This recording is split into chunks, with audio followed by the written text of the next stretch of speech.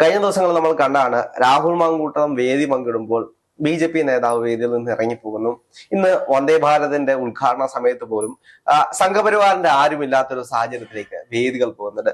ഇത് സംഘപരിവാറിനെ ഇല്ലാതാക്കാൻ വേണ്ടിയിട്ട് രാഹുൽ മാങ്കൂട്ടത്തില് ഒറ്റയ്ക്കിറങ്ങിയാൽ മതിയോ? ഇന്നത് സംഘപരിവാറിനെ ഇല്ലാതാക്കാൻ രാഹുൽ മാങ്കൂട്ടത്തിൽ ഒറ്റയ്ക്ക് ഇറങ്ങിയാൽ മതിയോ എന്നതിനേക്കാൾ ഉപരി രാഹുൽ ഇറങ്ങുമ്പോൾ സംഘപരിവാർ താനെ പത്തിമടക്കുമെന്നാണ് നമുക്ക് മനസ്സിലാക്കാൻ സാധിക്കുന്നത്.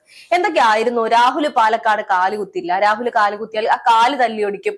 അതിനുവേണ്ടി ബി.ജെ.പി പ്രവർത്തകർ നടത്തിയ ജില്ലാ പ്രസിഡന്റ് പ്രശാന്ത് ശിവനായിരുന്നു ഇന്നിപ്പോൾ വന്ദേ ഭാരതിന്റെ ഉദ്ഘാടന ചടങ്ങിൽ രാഹുൽ വന്നതുകൊണ്ട് ആ ചടങ്ങ് ബഹിഷ്കരിച്ച് മുന്നിൽ നിന്ന് ഇറങ്ങി. അല്ല, ഈ പ്രശാന്ത് ശിവനൊക്കെ കോൺഗ്രസിന്റെ ഓഫീസിന്റെ ഫ്രണ്ടിൽ ചെന്ന് ഫോട്ടോ എടുത്തിടുന്നതും അങ്ങനെ എന്തൊക്കെയോ ഉണ്ടായിരുന്നു. എന്തൊക്കെയായിരുന്നു?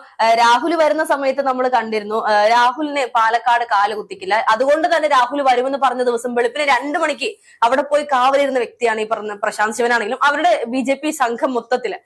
ആ ഒരു സാഹചര്യത്തിൽ അന്ന് രാഹുൽ അവിടെ ചെല്ലാതിരിക്കുകയും പിന്നീട് പെട്ടെന്നൊരു സുപ്രഭാതത്തിൽ രാഹുൽ പാലക്കാട് കാല് കുത്തുന്നത് നമ്മളെല്ലാവരും കണ്ടിരുന്നു. സുപ്രഭാതത്തിലൊന്നുമല്ല, കൃത്യമായിട്ട് പ്ലാൻ ചെയ്ത് പരിപാടി അനൗൺസ്മെന്റ് ചെയ്ത് പരിപാടികളെല്ലാം അനൗൺസ് ചെയ്ത് രാഹുൽ വരുന്ന കൃത്യമായിട്ടുള്ള ധാരണ ഉണ്ടായിരുന്ന സമയത്ത് തന്നെയാണ് രാഹുൽ മാങ്കൂട്ടത്തിൽ വന്നതും കൃത്യമായിട്ട് പരിപാടി ഉദ്ഘാടനം ചെയ്തതും. അന്ന് ഈ വീരവാദം മുഴക്കിയ ബി.ജെ.പി പ്രവർത്തകർ എവിടെ? മറ്റു പാർട്ടികളെല്ലാം മാറ്റി നിർത്താം, ബി.ജെ.പി മാത്രം രാഹുലിനെതിരെ. അവിടെ തിരുത്തൽ എന്ന് വെച്ച് കഴിഞ്ഞാല് രാഹുൽ മാങ്കൂട്ടം കാല് കുത്തിയാൽ കാല് വെട്ടുന്നായിരുന്നു പറഞ്ഞത്. അദ്ദേഹത്തിനെ കാല് കുത്താതെ ആളുകൾ തോളിലേറ്റി കൊണ്ടുപോയതുകൊണ്ടായിരിക്കും ബി.ജെ.പി അത് ഉപേക്ഷിച്ചു പോയത്. അതെ, ചിലപ്പോ ആയിരിക്കാം. ഇപ്പൊ രാഹുലിന്റെ ഈ ഒരു നീക്കങ്ങൾ ഇപ്പോൾ കഴിഞ്ഞ കുറച്ച് ദിവസങ്ങളായി അദ്ദേഹം പൊതുവേദിയിൽ പങ്കെടുക്കുന്നതും പൊതുപരിപാടികളിൽ പങ്കെടുക്കുന്നതൊക്കെ നമ്മൾ കണ്ടിരുന്നു. വേറെ നിവർത്തിയില്ലാത്തത് കൊണ്ടായിരിക്കാം ബി.ജെ.പിയുടെ തന്നെ ചെയർപേഴ്സൺ അല്ല, ശാസ്ത്രമേളയുടെ വേദിയിലേക്ക് നമ്മൾ നോക്കിക്കഴിഞ്ഞാലും രാഹുൽ വന്നപ്പോഴത്തേക്കും സംഘപരിവാറിന്റെ ആരുമില്ലാത്തൊരു വേദിയായിട്ട് മാറും നമ്മൾ കണ്ടു. ഇന്ന് വന്ദേ ഭാരതിന്റെ ആണെങ്കിലും രാഹുൽ വന്നപ്പോഴത്തേക്കും സംഘപരിവാറിന്റെ ആരുമില്ലാത്തൊരു വേദിയായിട്ട് മാറും. അപ്പൊ അങ്ങനെ ഒരു വേദികളിലേക്ക് ആളുകൾക്ക് കൂടുതൽ ചെല്ലാനും സംഘപരിവാർ ഇല്ലാത്ത വേദികൾ സൃഷ്ടിക്കാനും രാഹുൽ മാങ്കൂട്ടത്തിന് കഴിയുന്നുണ്ടെങ്കിൽ രാഹുൽ മാങ്കൂട്ടം എല്ലാ വേദിയിലും പോകണം. അതെ, രാഹുലിന്റെ വിജയമാണ് നമുക്ക് ഇതിൽ മനസ്സിലാക്കാൻ സാധിക്കുന്നത്. അതിലുപരി ബി.ജെ.പി രാഹുലിന്റെ മുന്നിൽ തോറ്റു തുടങ്ങി എന്ന് മനസ്സിലാക്കാൻ സാധിക്കുന്നത്. രാഹുലിന്റെ വിജയം എന്ന് പറയാൻ കാരണം കഴിഞ്ഞ ദിവസം നമ്മുടെ ശിവൻകുട്ടി വിദ്യാഭ്യാസ മന്ത്രി പറഞ്ഞ ചില വാക്കുണ്ട്. രാഹുലുമായി വേദി പങ്കിട്ടപ്പോൾ അദ്ദേഹം ന്യായീകരണവുമായി വന്നിരുന്നു. എന്തുകൊണ്ടാണ് രാഹുലുമായിട്ട് വേദി പങ്കിട്ടത്? അദ്ദേഹം കൃത്യമായിട്ട് പറയുന്നുണ്ടെന്നേ.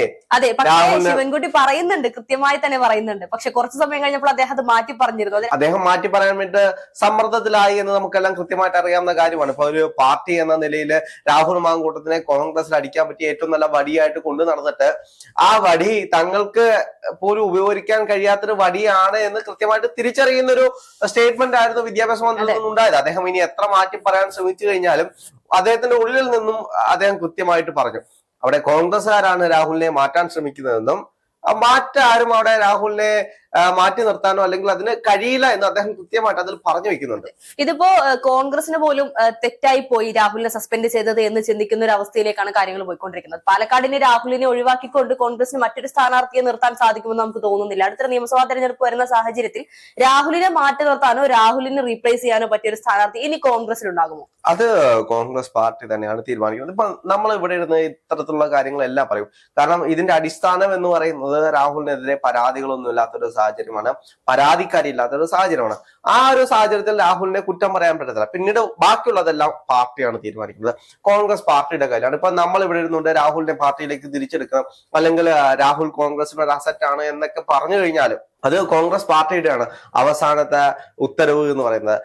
രാഹുലിനെ എടുക്കണോ വേണ്ടോ എന്നല്ല തീരുമാനിക്കുന്നത് പാർട്ടി തന്നെയാണ്. പക്ഷെ എന്നിരുന്നാലും പാലക്കാട്ടെ ജനങ്ങൾ രാഹുലിനെ സ്വീകരിക്കുന്നുണ്ട്. അല്ലെങ്കിൽ ജനങ്ങൾ ഇപ്പൊ രാഹുൽ വേദി പങ്കിടാൻ പോകുമ്പോൾ സംഘപരിവാർ സംഘടനയിലെ നേതാക്കന്മാരല്ലാതെ അവിടുത്തെ ജനങ്ങൾ ആരും പോകുന്നത് നമ്മൾ കാണുന്നില്ലല്ലോ. ഈ സംഘപരിവാർ സംഘടനയിലെ നേതാക്കന്മാർ എല്ലാവരെയും തന്നെ അടച്ചു പറയാൻ നമുക്ക് സാധിക്കില്ല. ചിലരെങ്കിലും രാഹുലിനെ സപ്പോർട്ട് ചെയ്തുകൊണ്ട് അല്ലെങ്കിൽ രാഹുലിന്റെ കൂടെ വേദി പങ്കിടുന്നതിൽ എന്താണ് തെറ്റെന്ന് ചോദിച്ചുകൊണ്ട് മുന്നോട്ട് വരുന്നത് നമ്മൾ കണ്ടിരുന്നു. ആ ഒരു കാരണത്തിന്റെ പേരിൽ ബി.ജെ.പി നേതാക്കന്മാർക്കിടയിൽ നിന്നും വലിയ രീതിയിലുള്ള വിമർശനങ്ങൾ ഏറ്റുവാങ്ങാനും ആ ഒരു നേതാവ് ഇരയാക്കപ്പെട്ടു എന്നുള്ളത് നമുക്ക് പറയേണ്ടി വരും. അതുപോലെ തന്നെ CPM ആണെങ്കിലും രാഹുലിനെ അംഗീകരിച്ചു തുടങ്ങി, അല്ലെങ്കിൽ രാഹുലിനെ മാറ്റി നിർത്താൻ ഇനി സാധിക്കില്ല, പാലക്കാട് രാഹുലില്ലെങ്കിൽ മറ്റൊന്നും നടക്കില്ല എന്ന് തിരിച്ചറിഞ്ഞു തുടങ്ങി എന്നുള്ളതല്ലേ. അല്ല, സംഘപരിവാർ സംഘടന പോകുന്നെങ്കിൽ പോട്ടെ എന്നൊരു ചിന്തയിലേക്ക് പോകണമെന്നേ. രാഹുൽ എല്ലാ വേദിയിലും, അതായത് പാലക്കാട് നടക്കുന്ന എല്ലാ പ്രവർത്തനങ്ങളും രാഹുൽ പങ്കാളിയാകണം, എല്ലാ വേദിയിലേക്കും പോകണം, കൃത്യമായിട്ട് പോയി തന്റെ രാഷ്ട്രീയം പറയാൻ രാഹുലിന് കഴിയണം. ഇപ്പോ നടന്നുകൊണ്ടിരിക്കുന്ന ഇത്തരത്തിലുള്ള ആക്രമണങ്ങളാണെങ്കിലും ഇത് പ്രതിരോധിക്കാൻ കൃത്യമായിട്ട് രാഹുൽ മുന്നിട്ട് ഇറങ്ങി വരണം. കാരണം രാഹുലിന് പറയാൻ ഒരുപാട് കാരണങ്ങളുണ്ട്. രാഹുൽ പാലക്കാടിന്റെ MLA ആണ്, ജനങ്ങളാണ് രാഹുലിനെ തെരഞ്ഞെടുത്തത്. രാഷ്ട്രീയക്കാർ എന്ന് പറയുന്ന ഇപ്പം സംഘപരിവാർ സംഘടന ആണെങ്കിലും കോൺഗ്രസ്സുകാരാണെങ്കിലും CPM-കാരാണെങ്കിലും ജനപ്രതിനിധി എന്ന് പറയുന്നത് വേറെയാണ്, രാഷ്ട്രീയക്കാർ എന്ന് പറയുന്നത് വേറെയാണ്. ഇനി രാഷ്ട്രീയക്കാർ എത്ര ഒറ്റപ്പെടുത്താൻ ശ്രമിച്ചു കഴിഞ്ഞാലും ജനപ്രതിനിധിക്കുള്ള പ്രിവിലേജുകളുണ്ട്. അത് രാഹുൽ മാങ്കൂട്ടം മനസ്സിലാക്കുക തന്നെ വേണം. കാരണം ഇനിയും കൂടുതൽ വേദിയിലേക്ക് പോവുക, കൂടുതൽ സമൂഹത്തിന് വേണ്ടിയിട്ട്, ജനങ്ങൾക്ക് വേണ്ടി, സാധാരണപ്പെട്ട മനുഷ്യർക്ക് വേണ്ടി നിങ്ങൾ നിലകൊള്ളുകയാണെങ്കിൽ ഇനി നിങ്ങൾക്കെതിരെ എന്ത് വന്നു കഴിഞ്ഞാലും സാധാരണപ്പെട്ട ജനങ്ങൾ നിങ്ങളോടൊപ്പം കാണും. അത് തന്നെയാണ് കേരള രാഷ്ട്രീയത്തിൽ നമ്മൾ എപ്പോഴും കണ്ടിട്ടുള്ളത്. ഇപ്പോ രാഹുലിനെ കുറിച്ചുള്ള മറ്റു ചർച്ചകളൊക്കെ നമ്മൾ കേൾക്കുമ്പോൾ മനസ്സിലാക്കാൻ സാധിക്കുന്നത്, രാഹുൽ തെറ്റ് ചെയ്തു, ഓക്കെ, ശിക്ഷിക്കപ്പെടണം. തെറ്റ് ചെയ്തിട്ടുണ്ടെങ്കിൽ അത് തെളിഞ്ഞാൽ ശിക്ഷ അനുഭവിക്കേണ്ടത് തന്നെയാണ്. അത് നമ്മുടെ നിയമവ്യവസ്ഥ അനുസരിച്ച് അത് ചെയ്യേണ്ടതാണ്. പക്ഷെ എന്നാൽ പോലും ഇതുവരെ യാതൊരു തെറ്റ് കുറ്റങ്ങളും ഇല്ലാതെ അല്ലെങ്കിൽ പരാതികളൊന്നും പുറത്തു വരാത്ത സാഹചര്യത്തിൽ രാഹുൽ എതിർത്ത് പറയാത്തത് കൊണ്ട് മാത്രം, അല്ലെങ്കിൽ ഞാൻ ഈ ഒരു തെറ്റുമായിട്ട് പോയിട്ടില്ല, അല്ലെങ്കിൽ ഞാൻ ഇതിങ്ങനെയൊന്നും ചെയ്തിട്ടില്ല എന്ന് രാഹുൽ പറയാത്തിടത്തോളം മാത്രമാണ് കോൺഗ്രസ് പ്രവർത്തകരെ രാഹുലിനെ, അല്ലെങ്കിൽ കോൺഗ്രസിലെ ചിലരെങ്കിലും ഇപ്പോഴും രാഹുലിനെ എന്തിനാണ് കോൺഗ്രസ് സസ്പെൻഡ് ചെയ്ത് വെച്ചിട്ടുള്ളത് എന്ന് വലിയൊരു ചോദ്യമാണ്. കാരണം അതിന് അവർക്ക് വ്യക്തമായ മറുപടി ഉണ്ട്. രാഹുൽ ഇതുവരെ അതിനെ നിഷേധിച്ചുകൊണ്ട് മുന്നോട്ട് വന്നിട്ടില്ല, അംഗീകരിച്ചുകൊണ്ട് മുന്നോട്ട് വന്നിട്ടില്ല. ഈ ഒരു സാഹചര്യത്തിൽ രാഹുലിന്റെ ഒരു കേസ് മാത്രം ഒരു പുഴുക്കുത്തായി കോൺഗ്രസിൽ ഉണ്ടാകരുത് എന്ന് പ്രതീക്ഷിച്ചുകൊണ്ടാണ് VD സതീശൻ, പ്രതിപക്ഷ നേതാവ് VD സതീശൻ ഒറ്റ ഉറപ്പില് രാഹുലിനെ സസ്പെൻഡ് ചെയ്ത് തീരൂ എന്ന് പറഞ്ഞുകൊണ്ട് അദ്ദേഹത്തിന്റെ തന്നെ മേൽവിലാസം കളയുന്ന രീതിയിലേക്ക് പോയി. ഇപ്പൊ അദ്ദേഹത്തിന്റെ പുതിയ പേരൊക്കെ സോഷ്യൽ മീഡിയ ഹാൻഡിലുകൾ കൊടുക്കുന്നുണ്ട്. കേക്കച്ചൻ എന്നുള്ള പേരൊക്കെ പലപ്പോഴും പല വീഡിയോസ് എടുത്ത് നോക്കിക്കഴിഞ്ഞാലും അതിനകത്തെല്ലാം തംബ്നെയിലിൽ വരുന്നത് കേക്കച്ചനാണ് രാഹുലിനെ ഓടിക്കുന്നത്. അത്തരത്തിൽ അദ്ദേഹത്തിന്റെ ഒരു പേര് വരെ ആയി. അത് VD സതീശന്റെ ഭാഗത്ത് നിന്ന് വന്നൊരു പിഴവ് അല്ലെങ്കിൽ ഒരു എടുത്തുചാട്ടമായി പോയി. VD സതീശനെ സംബന്ധിച്ച് കോൺഗ്രസ് പാർട്ടിക്ക് എല്ലാ തീരുമാനങ്ങളും VD സതീശനെ ഒറ്റ വാക്കിലേക്ക് ഒതുങ്ങുന്ന ഒരു സാഹചര്യം ഉണ്ടായിരുന്നു. കേരളം കണ്ട ഈ ഒരു 5 ഉപതെരഞ്ഞെടുപ്പുകളിൽ 4ലും കോൺഗ്രസിന് വിജയിക്കാൻ സാധിച്ചത് VD സതീശന്റെ നിലപാടുകൾ കൊണ്ടാണ് എന്നുള്ളൊരു മാധ്യമങ്ങൾ തന്നെ അങ്ങനെ ഒരു ടാഗ്ലൈൻ അദ്ദേഹത്തിന് കൊടുത്തിരുന്നു. ആ ഒരു അഹങ്കാരമായിരിക്കാം ചിലപ്പോൾ രാഹുൽ മാങ്കൂട്ടത്തിനെതിരെ ഇത്രയും പെട്ടെന്ന് ഒരു തീരുമാനം എടുക്കാൻ VD സതീശനെ പ്രേരിപ്പിച്ചിട്ടുണ്ടായത്. പക്ഷെ ഇത്രയും വലിയൊരു തെറ്റിലേക്കാണ്, അല്ലെങ്കിൽ ഇത്രയും വലിയൊരു പടുകുഴിയിലേക്കാണ് അദ്ദേഹം പോകുന്നത് എന്ന് അദ്ദേഹം അറിഞ്ഞു കാണില്ല എന്നുള്ളതാണ്. തീർച്ചയായിട്ടും അത് തന്നെയാണ് അതിന്റെ പ്രധാനപ്പെട്ട കാരണം. അപ്പം ജനങ്ങൾ അംഗീകരിക്കുന്നത് എന്തുകൊണ്ടാണെന്ന് വെച്ച് കഴിഞ്ഞാല് കോൺഗ്രസ് പാർട്ടിയിൽ ഇത്രത്തോളം വിമർശിക്കാനും അല്ലെങ്കിൽ ആർജവത്തോടെ മുന്നോട്ട് വരാനും പോരടിച്ച് നിൽക്കാനും പറ്റിയ നേതാക്കന്മാർ വളരെ കുറവാണ്. അപ്പൊ അത്തരം കഴിവുള്ള ഇപ്പം സോഷ്യൽ മീഡിയ ഹാൻഡിലുകൾ അല്ലെങ്കിൽ മാധ്യമ ഹാൻഡിലുകൾ ചെന്ന് കൃത്യമായിട്ട് അപ്പുറത്തിരിക്കുന്നവനെ അടിച്ചിരുത്താൻ കഴിയുന്ന നേതാക്കന്മാർ കോൺഗ്രസിൽ വളരെ കുറവാണ്.